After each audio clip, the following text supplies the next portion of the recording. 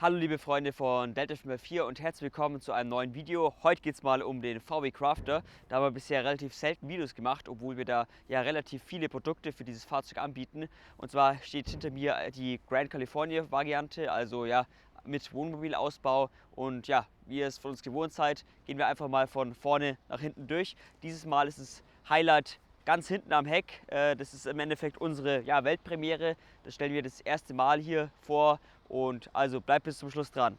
Vorne haben wir wie gewohnt hier unseren EG-Frontbügel, das heißt mit EG-Zulassung, ist eintragungsfrei, könnt ihr einfach montieren, ohne Änderungen. Eine ganz simple Sache, auch diese Scheinwerfer samt den Haltern sind eintragungsfrei, also es ist eine unkomplizierte Sache, könnte man sich theoretisch selber hinbauen. Wir empfehlen natürlich eine Werkstatt, die euch das dann natürlich perfekt macht und auch die Scheinwerfer dann anschließt, entweder ans Fernlicht oder mit extra Kabel. Die Scheinwerfer sind die PIA LPX Serie und zwar die 570er. Das sind unsere neuen PIA Scheinwerfer, die haben wir jetzt ganz frisch bekommen.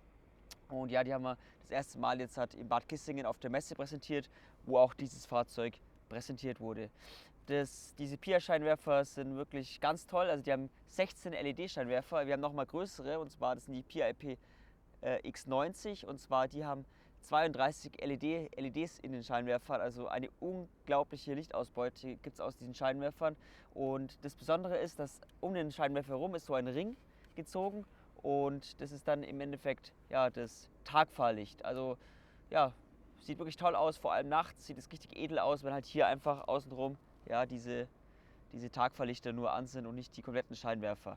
Wenn man halt wirklich dann unterwegs ist, zum Beispiel hier nachts, keine Ahnung, warum auch immer, kann man natürlich dann wirklich das komplette Licht anmachen und hat dann wirklich die komplette Ausbeute. Diese Ringe könnte man auch theoretisch wieder abmachen, falls einem das so besser gefällt. Das sieht einfach ein bisschen futuristischer aus. Das ist halt noch so ein zusätzlicher Steinschlagschutz. Also mir gefällt es persönlich mit diesem Ring besser. Aber das ist natürlich einfach Geschmackssache und kann jeder so machen, wie er will. Oder halt mal ja, eine Woche so fahren und dann wieder eine Woche so. Ja genau, also hier im Endeffekt diese gesamte Kombination, die ihr hier seht, ist komplett eintragungsfrei. Das heißt anbauen lassen von einer Werkstatt. Wir haben auch jede Menge Stützpunkthändler, bei denen ihr das machen lassen könnt oder von irgendwelchen anderen Werkstätten. Oder ihr kommt zu uns und wir machen euch das. Das Besondere ist eben, dass es keine TÜV-Eintragung benötigt, sondern ihr das einfach dran bauen könnt oder dran bauen lassen könnt und einfach losfahren könnt. Das ist halt das Tolle an diesen EG-Gutachten. Das Einzige, was ihr beachten müsst, ist, dass ihr dieses EG-Gutachten da mitführt. Einfach ins Handschuhfach rein, whatever, und dann seid ihr auf der sicheren Seite. Und selbst wenn ihr mal in eine Polizeikontrolle kommt, einfach das vorzeigen und dann hat sich die Sache gegessen. Gehen wir weiter an die Seite. Und ja, hier seht ihr neben unseren wunderbaren Rädern natürlich auch etwas Neues. Und zwar hier sind es unsere Fender Flares, unsere Radabdeckungen für den VW Crafter und den baugleichen MAN TGE. Und zwar sind die ungefähr 40 mm breiter pro Seite, also wirklich jede Menge. Die müssen lackiert werden, die sind jetzt hier in Wagenfarbe lackiert worden. Sieht, finde ich, wirklich wie aus einem Guss aus, sieht sehr edel aus und ja, macht auf jeden Fall jede Menge her. Die Verbreiterungen sind aus GFK und ja, sind sehr, sehr passgenau. Und mit diesen Radabdeckungen können wir eben hier auch unsere Hamner-Felgen verbauen. Und zwar sind es die 9x18 Felgen mit diesem wunderschönen Tiefbett. Man könnte die theoretisch auch mit den Kunststofflippen verbauen. Aber selbstverständlich ist es mit diesen richtigen Radabdeckungen um einiges edler. Aber klar, wer jetzt sagt, ich will einfach nur die Felgen haben mit diesem coolen Tiefbett, das gefällt mir einfach so gut an diesen Felgen, der muss nicht diese Radabdeckungen nehmen, sondern der kann auch Kunststoffverbreiterungen nehmen. Die haben wir in mittlerweile 3 verschiedenen Größen und da finden wir auch die perfekte für euch. Als Reifen haben wir hier den Loda-Reifen genommen. Das ist natürlich unser eigener Reifen. Den kennt ihr mit Sicherheit schon, wenn ihr uns schon ein bisschen länger verfolgt. Und das ist die Größe 255 55 R18 und der kann auch auf einem serienmäßigen Grafter verbaut werden. Man baut halt einfach nur eine 18 Zoll Felge, zum Beispiel Hamner oder halt zum Beispiel unsere Classic B Variante. Genau. Das Besondere an dem Reifen ist, dass er hier diese weiße Schrift hat, also es sieht wirklich cool aus, eine schöne Seitenflanke und natürlich das Schneeflockensymbol, das heißt, ihr könnt das ganze Jahr überfahren, müsst keinen Reifen wechseln. Und das ist wirklich, finde ich persönlich, wirklich ein Luxus, dass man da einfach nicht zweimal im Jahr dran denken muss, oh mein Gott, ich muss zur Werkstatt wieder fahren, Termin machen und so weiter. Nee, einfach überall fahren. Hier zum Beispiel Offroad. Wir sind jetzt gerade in unserem Kieswerk, da ist gar kein Problem. Dann Campingplatz, wenn ihr zum Beispiel in der Früh an den nächsten Platz fahren wollt und es hat geregnet.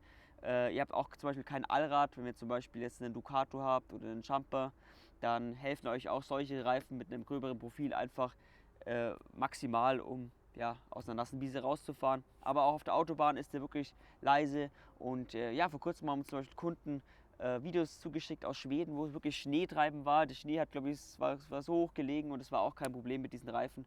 Also es ist wirklich toll, diese Loda-Reifen. Allgemein AT-Reifen auf Vans sind ja zurzeit auf jeden Fall der Trend und ich finde, hat auch seine Berechtigung auf jeden Fall, weil es halt einfach so, ja, wie sagt man, eierlegende Wollmilchsäue sind. Und da ist wirklich für jeden was dabei. Wir sind jetzt hier auf die Loda-Reifen gegangen wegen der Traglast. Der hat 118er Traglast, die meisten anderen AT-Reifen haben halt nur 109er Traglast. Das wäre jetzt bei diesem Fahrzeug zu wenig gewesen und darum haben wir unter anderem auch den Loda-Reifen genommen.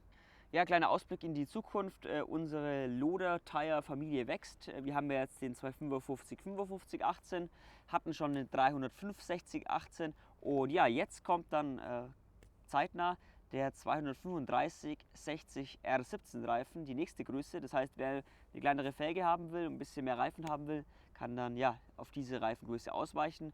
235 60 R17. Im Endeffekt vom Design her genauso wie jetzt die 18 Zoll Variante, natürlich auch wieder mit Schneeflockensymbol, hoher Traglast, ja, und so weiter. Und ja, also da kommt auch einiges auf euch zu und ihr könnt natürlich wählen 17 Zoll, 18 Zoll und wir haben auch eine Felge in 20 Zoll für dieses Fahrzeug, auch mit AT-Reifen. Also mittlerweile sind wir da wirklich sehr, sehr gut aufgestellt und wir haben für jeden Gusto etwas dabei. Dann Höherlegung. Höherlegung haben wir eingebaut von unseren Freunden von der Firma Cycle, mit denen haben wir eine Kooperation. Also es ist ein komplettes Fahrwerk. Wirklich toll, fährt sich wirklich super das Fahrzeug, auch in Verbindung mit unseren Rädern. Und es legt das Fahrzeug um ca. 30 mm höher. Und ja, es ist wirklich Stoßdämpfer, Federn, alles wird geändert, alles abgestimmt auf dieses Fahrzeug. Und ja, da arbeiten wir mit Cycle eben sehr eng zusammen. Und wenn wir dann eben zum Beispiel jetzt hier so einen VW Crafter haben oder ein MAN TGE, wo wir eine Höherlegung benötigen, dann sprechen wir immer mit den Jungs und Mädels von Cycle, hey, was empfiehlt ihr, was ist perfekt für dieses Auto? Und die können das Fahrwerk wirklich dann hundertprozentig auf das Fahrzeug und auf eure Bedürfnisse abstimmen. Zum Beispiel, wenn jetzt jemand sagt, er will vorne eine Winde verbauen, dann muss man halt einfach vorne Stoßdämpfer nehmen, die halt einfach ja, ein bisschen härter sind, dass es halt einfach nicht zu weit einsinkt. Und ja, die Jungs von Cycle, beziehungsweise wir machen das ja auch schon seit ein paar Jahren und da können wir euch wirklich super beraten. Und ja, ich bin gerade hergefahren mit dem Auto und es fährt sich wirklich allererste Sahne, macht sehr viel Spaß mit diesem Auto zu fahren. Ja, trotz der ja, relativ großen Umbauten, muss man wirklich sagen. Also der hat ja mit einem serienmäßigen Crafter, mit einem Lieferwagen nicht mehr wirklich viel zu tun. Ja, jetzt kommen wir zum absoluten Highlight, wie ich euch schon versprochen habe. Und zwar müssen wir dafür ans Heck vom Fahrzeug. Hier stellen wir euch das erste Mal ja, unseren eigenen Heckträger mit integrierter Leiter vor, mit integriertem Ersatzradträger. Oh ja, und das Besondere ist auch, dass wir da wirklich eng mit dem TÜV Süd zusammengearbeitet haben und dafür auch ein TÜV-Teilegutachten sogar bekommen haben. Darauf sind wir natürlich mega stolz, dass es wirklich alles hundertprozentig approved ist. Und ja, jetzt erzähle ich euch einfach mal ein bisschen, was man damit machen kann. Natürlich ist es hauptsächlich dafür gedacht, um ja, sein Ersatzrad unterzubringen natürlich. Zum Beispiel jetzt hier unsere Hamner mit unserem Loda-Reifen. Man könnte natürlich auch theoretisch irgendein anderes Rad da montieren und das ist natürlich alles gar kein Problem. Dann haben wir hier an der Seite diese integrierte Leiter. Die ist wieder relativ dezent. Da haben wir uns die G-Klasse, unsere G-Klasse als Vorbild genommen, weil man da wirklich auch nicht sieht, dass es eine Leiter ist. Ich zeige euch jetzt einfach mal, wie man da relativ einfach hochkommt. Und zwar einfach so. So, so, so, so. Und ja, jetzt bin ich ja eigentlich schon oben. Wenn jetzt euer Crafter da oben zum Beispiel einen Dachträger hat, dann kann man halt einfach jetzt hier ganz oben hochsteigen. Man könnte sich hier eine Terrasse aufbauen. Das sind der Fantasie wirklich keinerlei Grenzen gesetzt. Und ja, ist auch ganz gut, dass man halt wirklich einfach auf das Dach kommt und einfach auch zum Beispiel schauen kann, habe ich da irgendwelche Schäden, kann ich das irgendwie beheben, whatever, dass man halt einfach wirklich das ganze Auto im Blick hat. Finde ich immer ganz wichtig. Und ja, ist eine coole Sache. Hier könnte man sich sogar theoretisch hinsetzen. Nee, also der ist gut geworden. Ja, ich bleibe jetzt einfach hier sitzen. Hier ist relativ bequem. Die Sonne scheint jetzt endlich mal wieder, obwohl der Sommer ja ziemlich verregnet war bei uns. Und ja, der Dachträger ist komplett aus Aluminium gefertigt, schwarz-matt beschichtet hier in diesem Fall und wiegt circa 12 Kilogramm zusammen. Das ist wirklich ultra Leichtbau. Ja, jetzt komme ich nochmal runter und erzähle euch ja, was wir im Endeffekt unter dem Ersatzrad angebracht haben, was halt auch ziemlich praktisch sein kann.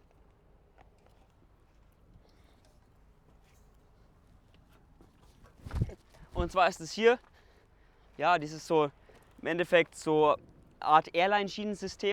Ja, hier kann man einfach verschiedene Sachen anbringen, die man vielleicht jetzt nicht unbedingt im Auto haben will oder im Auto vielleicht keinen Platz mehr dafür hat. Zum Beispiel ja, Taschen, Boxen, Sandbleche, sowas in der Richtung. Also das sind der Fantasie wirklich keinerlei Grenzen gesetzt. Ja, hier haben wir auch unser Delta-Logo natürlich eingraviert, wie auf allen Produkten, weil wir ja natürlich einfach ja, wirklich stolz auf dieses Produkt sind. Ja, um dann wirklich auch das Ersatzrad im Fall der Fälle von diesem Träger runter zu bekommen, muss er halt im Endeffekt einfach hier aufschrauben. Da haben wir auch diese Hilfen, diese Griffe, diese Hebel im Endeffekt. Und ja, dann ist es erstmal hier weg. Und dass das Rad natürlich dann nicht sofort auf den Boden knallt, haben wir hier eben diese Hilfe. Das heißt, man kann das Rad erstmal hier dann ablegen und dann kann man im besten Fall natürlich zu zweit das Rad hier runterheben. Wenn man allein ist, sollte es normalerweise auch kein Problem sein. Also natürlich ist es relativ schwer, aber ich denke mal, sollte wirklich keinen aufhalten. Warum wir das Rad hier oben befestigen, ist natürlich auch eine gute Frage. Ich sehe schon die ersten Kommentare. Klar, wenn das Rad hier unten wäre, wäre es deutlich einfacher, das herunterzuheben, beziehungsweise auch das andere Rad auf den Halter zu befestigen. Aber wir sind halt einfach hier wegen dem Scheinwerfer beschränkt. Das heißt, wir müssen halt auf jeden Fall unbedingt verhindern, dass der Scheinwerfer irgendwie behindert ist. Und das wäre in dem Fall so gewesen. Und darum haben wir uns eben entschlossen, das Rad hier oben zu befestigen. Und da sind wir im Endeffekt halt einfach komplett frei und der Scheinwerfer ist weiterhin sichtbar und wir haben keinerlei Probleme mit der STVO. Ja, ich hoffe, euch hat das Video gefallen. Ist ein bisschen länger geworden, aber ja, ich wollte euch einfach noch mal den Heckträger genauer zeigen, weil es eben wirklich ein Herzensprojekt nicht nur von mir ist, sondern von der gesamten Firma. Haben wirklich viele Leute sich ja, den Kopf zerbrochen, will ich jetzt nicht sagen, aber wirklich viel Herzblut reingesteckt. Und ja, ich hoffe, ihr hattet trotzdem ein bisschen Spaß. Würde mich freuen, wenn ihr uns einen Daumen nach oben gebt oder vielleicht einen oder anderen Kommentar. Und ja, dann sehen wir uns beim nächsten Video. Stay tuned.